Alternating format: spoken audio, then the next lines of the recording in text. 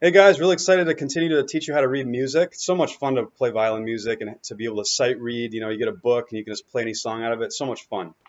All right, so let's learn more about reading music. So in the last lesson, I explained, what a quarter note is, what a treble clef is, key signature, common time. So this represents here the notes that I really want you to master at this level, okay? And, even if you've been playing for a while, it might be a really good recap to just really understand how to read music and just master these notes, okay? So basically, wherever these dots are, that tells you what note, what finger we're going to place down on the violin, okay?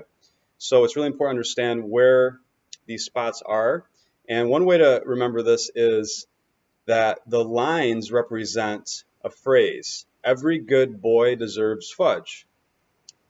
So the first line, E, every. The second line, G, good, G. B is boy, third line.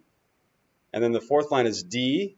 And the fifth line would be F, which I don't recommend you play F quite yet because we're trying to master playing notes on both the D and the A strings. Okay, but hopefully that makes sense as far as remembering all the spots on the lines. Next, as far as the spaces, you can see there's notes in the spaces. A way to remember that is just that it spells a word, face, F-A-C-E. So the first space is F, in this case is F sharp. I'll explain that in a second why it's sharp. The second space is A, F-A. The third space is C. I'll explain why it's C sharp. And then the fourth space would be E. So that spells a word, face. So that's one way to understand the letter names on the treble clef.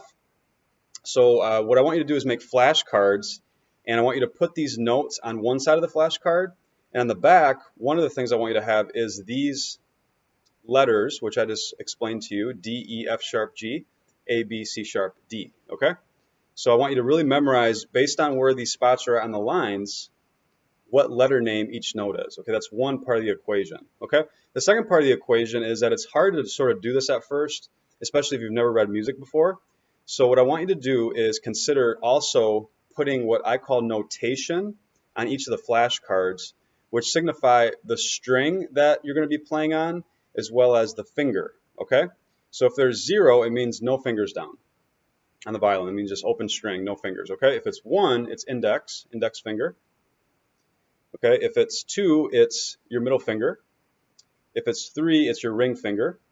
Eventually we will learn 4, but in this spread, we're just doing fingers 0, 1, 2, and 3, okay? So here, D0, that means no fingers down on the D string, first finger down on the D string, so on and so forth.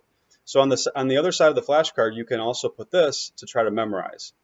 And what I do in my Violin Check Book 1 is I actually have all of the notation written out for you, so you can really understand that, this note here is, played on the D string with this finger, and that's a good way to sort of get into reading music.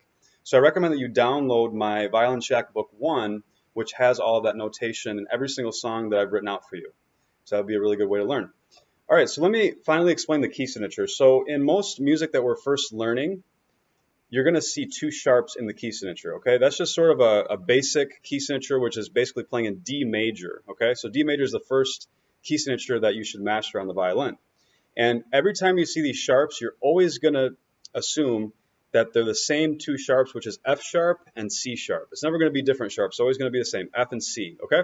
So because these 2 notes are sharp, every time you come across an F, it's going to be sharp. Every time you come across a C, it's going to be sharp. And that's why you see here F sharp and C sharp. And it just so happens that's the way that it works on the instrument to be easiest to play in D, because all the second fingers are going to be in the same position, exactly where we put our stickers in course number 1. So if you haven't gone through course number 1, I highly recommend that. We put these stickers on the violin. Okay, so if you see a D0, it's no fingers down on the D string. D1, D2 F sharp, D3 G, A0 A, A1 B, A2 C sharp, and then A3 D. So make some flashcards, start studying them, and then you're going to be able to play all the songs that are in my Violin Check Book 1 along with this instruction. Thanks so much for watching.